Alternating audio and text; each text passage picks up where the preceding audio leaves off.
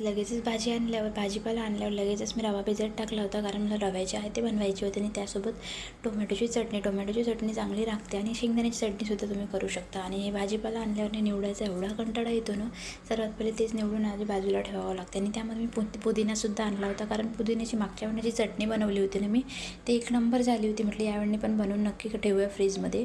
आणि नंतर अशा प्रकारे गवारच्या शेंगा आणि जे शेवगाच्या शेंगा वगैरे ते छान निवडून कापून ठेवल्या, म्हणजे वेळेवर भाजी करताना त्या लगेचच आपल्याला घेता येतात. आणि नंतर अशा प्रकारे त्या फ्रीजमध्ये कट करून एका डब्यामध्ये व्यवस्थित सेट करून ठेवल्या, तर तुम्ही हप्ताभर त्या शेंगाला असं छान ठेवलं तर 2 भाज्या तुमच्या व्यवस्थित होतात. आणि जे आहे ते रवा भिजत टाकला होता आणि त्यामध्ये मी सर्व भाजीवाला मिक्स केला. आणि तुम्हाला तर रेड दिसत असेल तर त्यामध्ये मी छान बीट ॲड केलं, जेणेकरून आपल्या पोटामध्ये बीटसुद्धा जाते.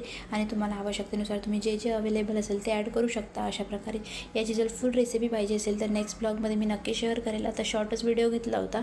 आणि नंतर संध्याकाळी होता अद्वीच्या फ्रेंड्सचा बर्थडे. तुम्हाला ही कधी ब्लॉगमध्ये व्हिडिओमध्ये दिसतच असेल. अद्वीची बेस्ट फ्रेंड आहे आणि अद्वीच्या संध्याकाळी तिच्या बड्डेला गेला होता आणि मी सुद्धा गेली होती. असा होता आमचा दिवस आणि छान बड्डे वगैरे सेलिब्रेट झाला.